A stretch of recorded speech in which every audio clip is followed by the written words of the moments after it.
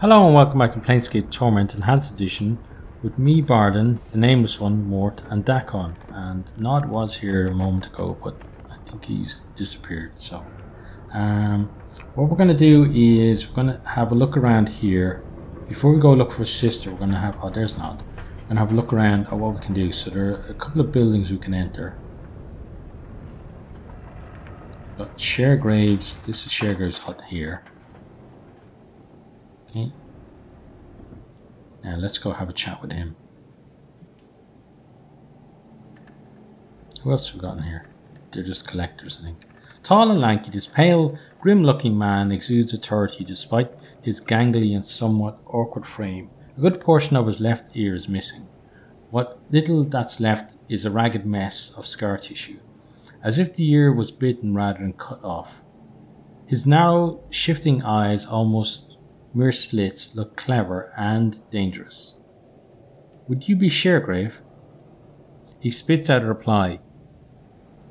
I don't know you, Burke. He glares at you. Who are you to be asking about some Sharegrave cutter?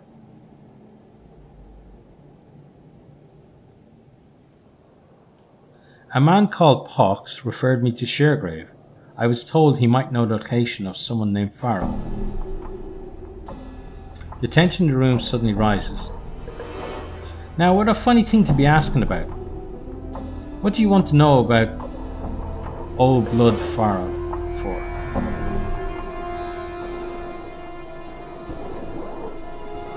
He has some things of mine and I want them back. The man is silent for a moment, then cracks a smile. He steals from us all, doesn't he? Whether we're living or dead, he chuckles. What do you mean? Our main source of living around here is the dead. You follow? You're a collector. Aye, that's right. He looks at you as if he's considered something. Now, there's only so many deaders at any one time. My bloods and I can only gather so many. If somebody else is gathering deaders, that's that much less jink that goes into our pockets. Pharaoh is taking bodies too. Aye. So? Updated my journal. The rub is that he's found a mother load of them. Now, I haven't heard of any massacre in Sigil. He frowns, tapping at his chin. So I'm quite interested in knowing where all the deaders are coming from. I could find out for you for a price. He looks at you for a moment, tugging at the remains of his left earlobe. All right, name your price and we'll deal. Let's go for 200 coppers. Updated my journal. He thinks for a moment before finally nodding. All right, deal. Come back here with the dark of it and Jink will change hands. You need to know where old Pharaoh is? Yes. Go up on the platforms, follow them to the north and west, and you'll come to a gate that leads to Pharaoh's boat hole.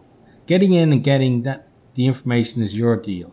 And if anyone asks, you don't know me, and we never had this talk. Here? Who are you? For a smart cutter, you don't listen too well. Okay, let's leave. Done. Okay, farewell to you. Yeah, they're just collectors. Right, let's get ourselves out the door. There we go, there's the door there. Okay, so we've gone in there, and then if we look at our map, we've also got here the midwife's hut. So let's head over here.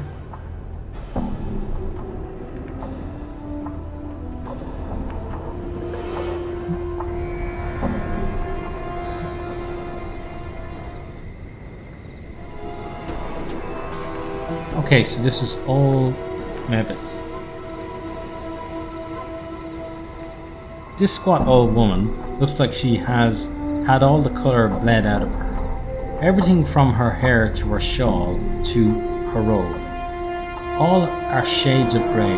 The only splotches of colour on her come from several strange herbs, which are tied to her belt by stalks. The herbs make a strange swish when she moves, like a broom. Greetings! The elderly woman turns and stares at you, and you notice the grey shades blanketing her body extend to her features as well. Her hair is a wispy grey, and her eyes are like chips of granite. She frowns when she sees you. And who might ye be,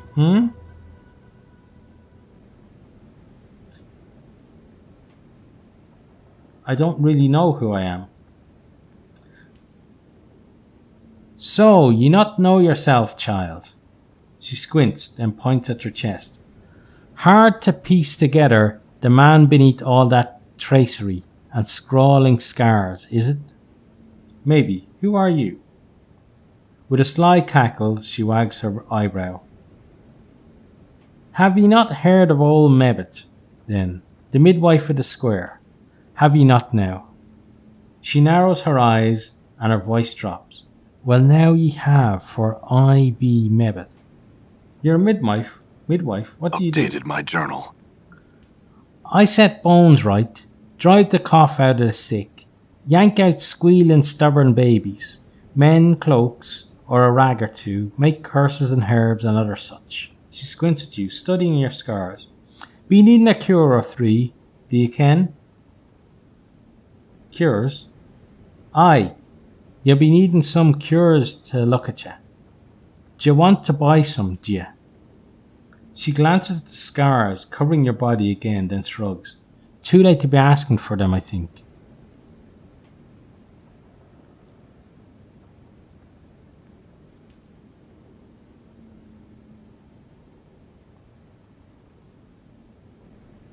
Not at the moment. I had a question for you. Go and ask then. Do you know someone named Farad? Farad? That's... You watch as Mebbeth spits once, twice, 3 times, then follows it by making a semicircle over her heart. That gold turd. What you be wanting with that, like the likes of him? I need to find him. Do you know where he is? He's not in Ragpicker Square. That much I can tell you. You need to find a way under the square to get to that third spider's kip. She spits again. Even talking about him leaves a foul taste, it does. He's under the square. She dabs her finger at the floor. Aye, he's buried beneath these piles of trash. Him and his boys. And a tough time you'll have digging him out of his nest. She shakes her head. Let be, child. I need to find him. How do I get down there? Updated my journal. Mebbeth frowns and sighs. Here tell, Farad's got a gate that leads to his nest, somewhere here in the square. It's just a matter of finding it. You might want to ask some of the others, some who travel a bit more than old Mebbeth. I see. I had some other questions.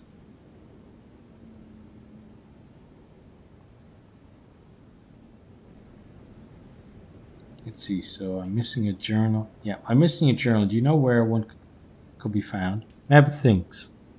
Haven't seen one. If it's in the square, which I doubt, since folks don't traffic much with books and the like, it's most likely been sold or stolen. But was it something important to you, then? A magic thingy, all glowing and sparkling with magics, eh? If so, you might never see it again. Maybe not. I had some other questions. Are you a witch, Mebbeth? Mebbeth scrutinizes you. I say naught as to what I am and isn't, but what you be wanting to know, so fool bad for that ye hound an old woman, barking and sniffing for a juicy bit of gossip. I want to learn about magic. Could you teach me? Mebbeth laughs. Pah! I'm no teacher, no schoolmistress, all set up to teach like them in the big fest hall. There's others somewhere, I'm sure, that'd spill the dark with. You'd be wasting your time with old Mebbeth, so you would. I don't agree. I think you'd have a lot to teach. Mebbeth looks at you intently. Oh, why? Why do you want to learn such things?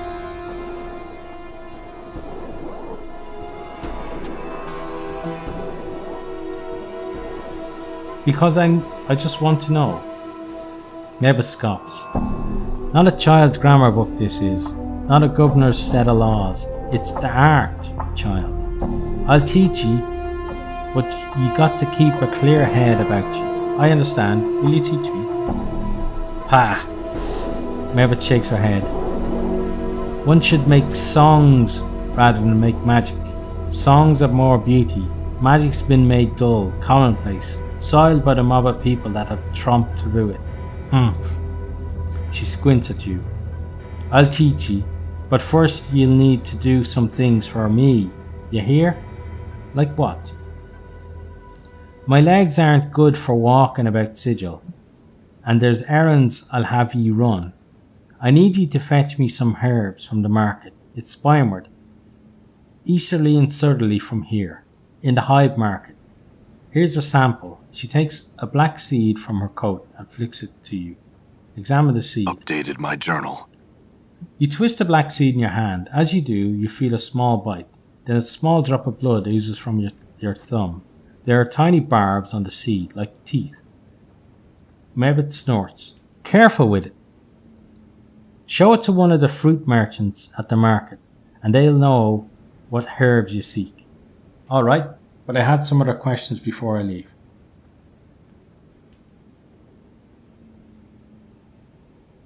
Actually, no we don't. No questions today, farewell. Okay, so we got an errand to run for Mebbeth. Done. Right, so let's see how much further Ragpicker Square extends. So he's just a collector. Okay. So we know that the entrance to oh, that might be it there. Hang on. Let's check the map.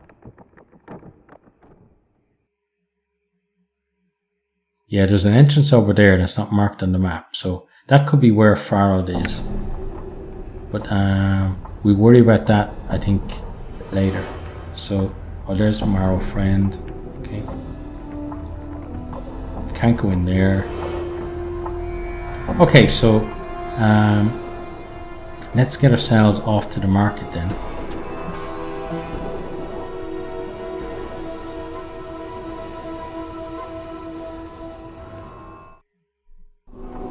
So we've got to find Nod's sister, and we've got to do Done. this for Mebbeth as well. Okay. Just making sure we're not missing any rats. Okay, so oh, we got a fight. Let's deal with the fight first. Yeah. Dakon needs a bit of help. At least he stood and fought till he died. Okay, we don't want that. Right, so map. So that's, yeah, that's where we want to go, over here. Okay, let's get ourselves to the market.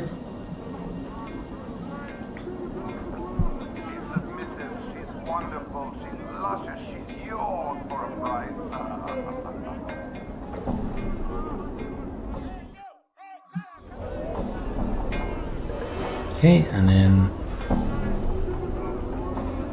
so they're not people we're all that interested in. We can't go up there. I'm gone. Yeah. Let's just go down then to where the fruit sellers are.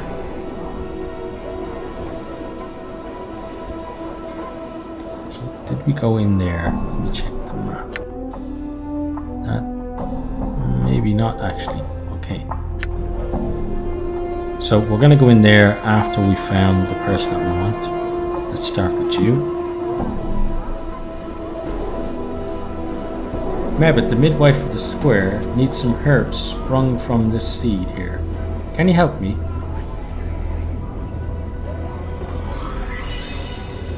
The man takes a seed, looks at it critically. As he presses it between his thumb and forefinger, he winces, and a small drop of blood appears on his tongue. Ah, this seed's got a bite on it. I noticed that. Do you have the herb she's talking about? He can't seem to take his eyes off the seed. Lad, I don't know if there's anyone who has what your friend seeks. To be square, I've never seen such a seed before. You would need someone who cultivates seeds such as this, for I have none. Very well then, where would I find such a person? Updated my journal. Don't know the dark of that, friend. He hands the seed back to you. You'd be hard pressed to find a gardener in the hive. Maybe Mourns for Trees could help. Farewell. So, yeah, Mourns for Trees might be the guy to talk to. So, yeah, it was down here, wasn't it? Yeah, I want to see what's in here. We leave you guys until we come out. Or we just kill you now. Okay. Oh, Dakon. Hang in there, buddy. Oh.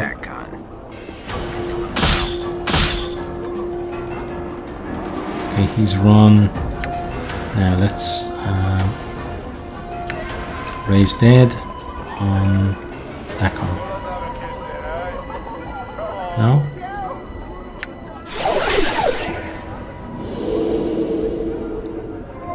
There we go. Okay, good.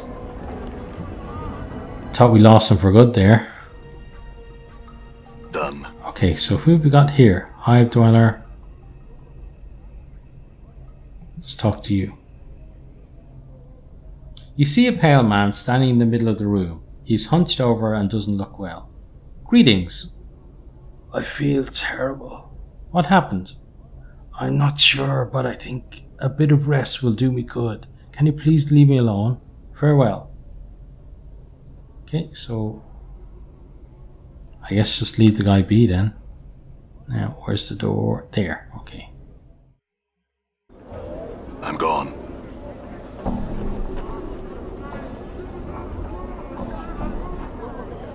Okay, so Dakon definitely doesn't want to see any more fights. Let's go in here.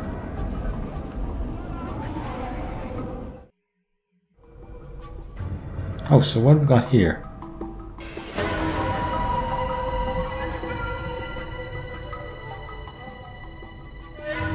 You see a squat man, rash-covered skin and several pustules covering his face. His clothes seem to mark his as some sort of official.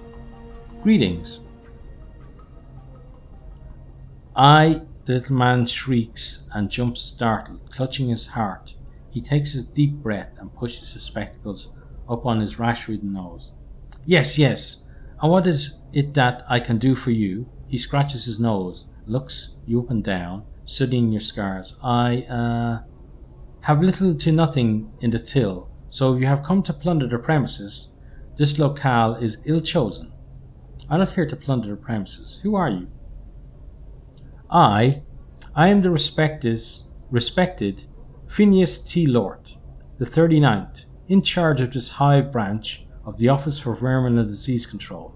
It is my distinguished privilege, he scratches his chest and puffs up, to inform you that we, in the bureaucratic sense of the word we, meaning to encompass the Sigil bureaucracy as a whole, are accepting bounties on all manner of vermin and strays that infest the, he scratches again, first streets of Sigil, hub of the multiverse, and the city which sits in the center of all things, the city by which all other cities are measured. Bounties. Updated my journal. Yes, yes. We, in the bureaucratic sense of the word we, meaning to encompass the Sigil bureaucracy as a whole, are accepting tangible proof of the eradication of brain vermin, aka cranium rats, from the hive area where they have clustered quite thickly for the past many years. As a recent census of the vermin population has shown, I am empowered by the Sigilian bureaucracy to pay a bounty of, he puffs dramatically, 1 copper common per cranium rat delivered to my branch office. Cranium rat? Cranium rats are a special species of vermin that become more intelligent the more of them are in close proximity to each other. 1 cranium rat alone is but a nuisance. that chews at the boards and burrows into food, but 5, 10 or more, and their intelligence grows until it surpasses even the intelligence of one such as myself. Scratches, then sniffs disdainfully. I imagine that 2 or 3 cranium rats might be enough to outwit you, sir. How many cranium rats are in Sigil? More than enough to last the bounty hunter a lifetime, perhaps several. I see. I had some other questions. Is that rash of yours contagious? My rash? Contagious? No. Well, at least I don't think so. It's a symptom of the position, I'm afraid. The job literally grows on you. He scratches himself again. I had some other questions. How did someone as illustrious as you end up in such a place? Well, it is quite an epic tale, you see. I was born here in Sigil.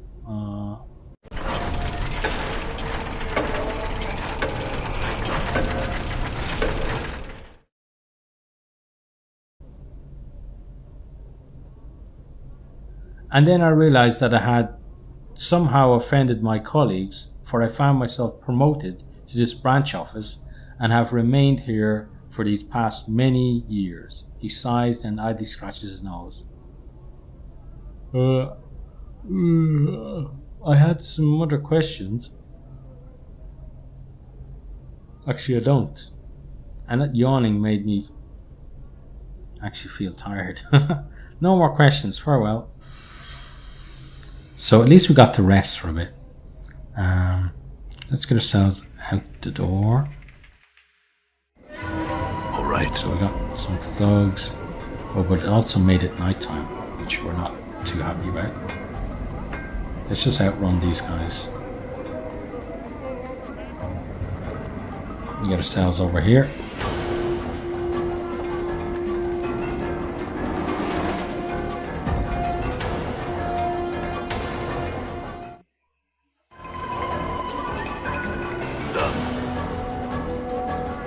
Alright, so what have we got over here?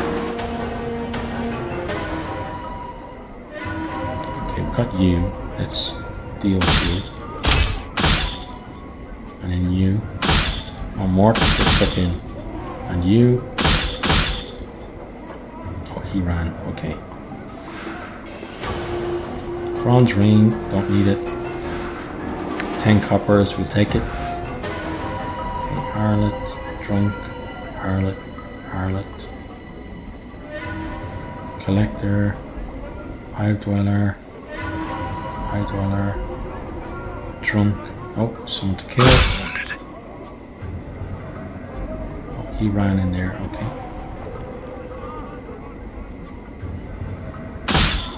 Damn. Oh, you're taken care of. There's July. Let's keep moving on. Collector, High Dweller, High Dweller. Ah! Amaris. We need to talk to you. You see a young woman dressed in a tight leather bodice and leggings. She smells faintly of cheap perfume, and her face, though pretty, is painted with garish makeup. She smiles kindly as she sees you. Seeking some company, love? Are you by any chance Amaris? She stares at you silently for a time, then speaks. I was called at once, long ago. Who are you? I was sent to find you by Nod, your brother. He worries about you and hoped I could tell him how you were. Nod? He's alive? Where? Why didn't he come to seek me out himself? I think he's ashamed. He's a collector. Now living in poverty in Ragpicker Square, he doesn't seem quite right. In the head, I mean. Updated my journal. Aye, he was a bit touched even as a child. When his name was Thodas. Oh, I missed him so. Ashamed, though. Ha! Me own work's no more proud. Ah, well. At least I'm doing well for myself. For a hiver, at any rate, eh? I must visit him soon. She looks at you closely, for the first time since you've spoken. Are you a friend in odds, or? Of a sort, yes. Why? Could ye... She frowns, biting her lip, as if considering something. Could you give this to him? She steps close to you and offers a pouch of what looks to be about 100 copper commons. Yes, I swear I'll get it to you. Updated my journal. She hands you the pouch. I thank you. Go speak to Nod for me, and tell him how I worry about him. I will. Farewell. Okay, so that was pretty nice. Step right up, come see the Burning Man. Try to put him out, buy him a drink. He's thirsty. He's on fire. He's a red hot. Come on in. So I'm just looking around for anyone of interest. Oh, so drunk harlot. Okay, what are you doing? This woman stumbles into you, then takes a step back, looking up at you with a half smile. She smells like a distillery. Greetings. Hello. She waves at you, then breaks into a stream of giggles. Hello, big cutter. She starts laughing again. Are you okay? She squints at you, puts her hands on her hips, and bends over to give you a bird's eye view of her bosom. Don't I look okay to you, cutter? Well? She shakes herself, causing numerous jiggles, then starts laughing again. You're the one who looks to be needing some love and care. She pokes you in the chest with her finger for emphasis. Yeah, anyway, look. Maybe you could help me. I had some questions. Oh, so you think I can help you? Aye, aren't you a demanding cutter? Well, sweep me off me feet with such flattery. She smiles. I'm looking for someone named Pharaoh. Do you know where I could find him? Yes, she gives a drunken laugh. Yes, what? Yes. She squints at you. Was it?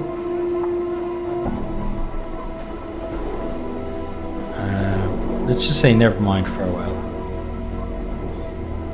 You're about to turn away when you stop in your tracks. You suddenly have a feeling that something is wrong, and with this feeling comes a realization that this woman's drunkenness is just an act. So like the damsel in distress, or the Far Side. As you take a closer look at her, you see the harlot tucking something into her sleeve. It looks like something of yours.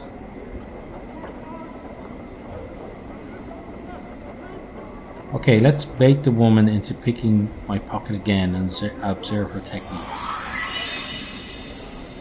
You lean in close, laughing along with her, and you watch as her hand darts to your purse again. Her technique seems to be distracting the mark with her drunken chatter and her bosom, while she lifts the coins from his purse. The sleeve of her dress looked to be long and baggy on purpose to hide any stolen items quickly.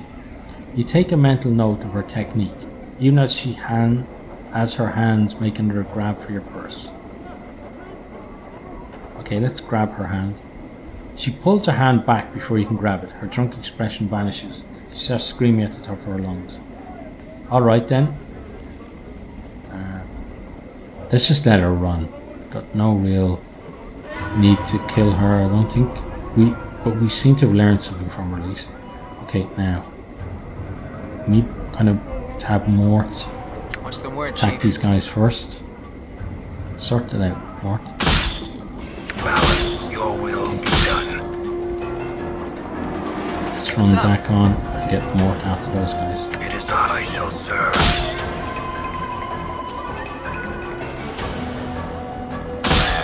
Oh, Sorrel back on. Okay, now just want to get over and help Mort then.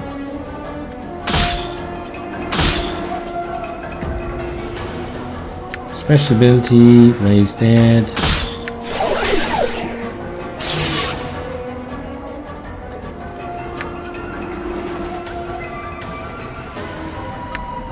Come on, Declan, pick yourself up.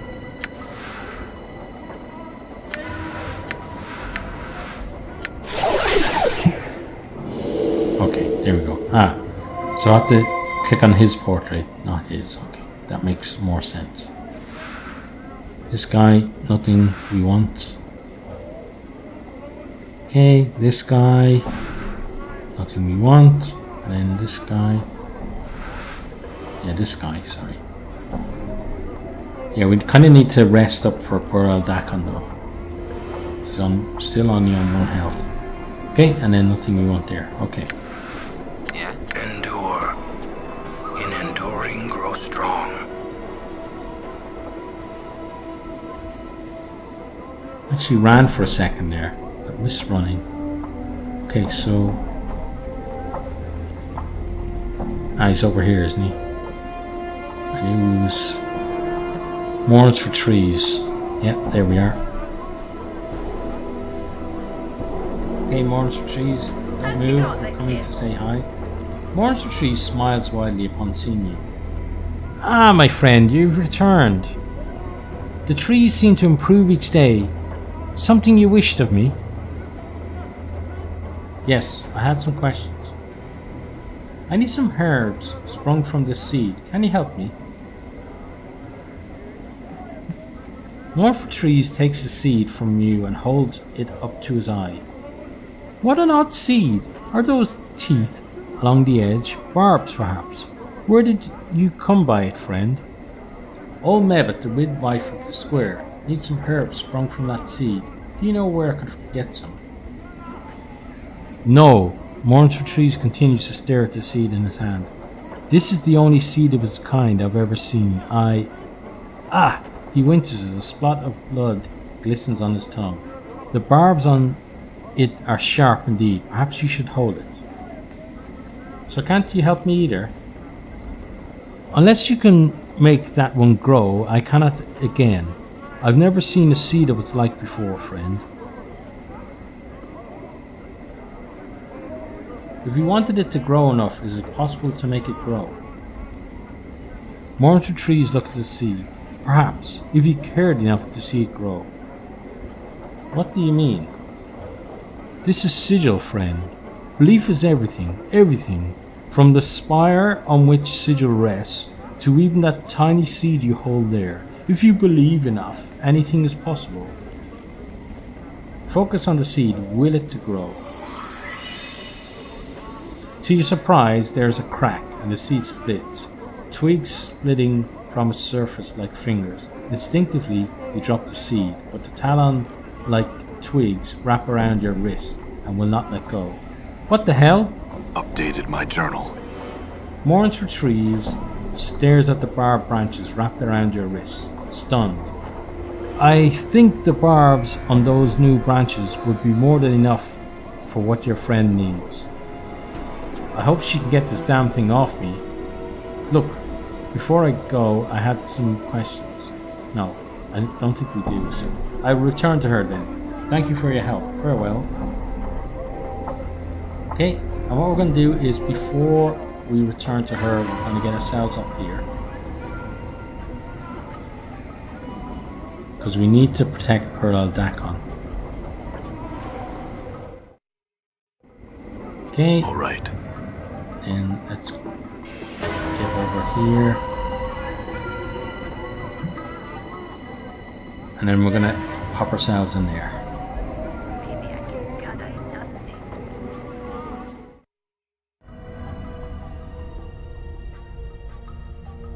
Okay, and then we are going to rest the party. And while the party are having their nice little rest, we're going to take a break here as well and cut the episode here. So from myself, Bardon, Mort, Dakon, and the Nameless One, who now has some kind of thing growing out of his arm and clutching to him, it's farewell, and we really do hope to see all of you next time. Goodbye.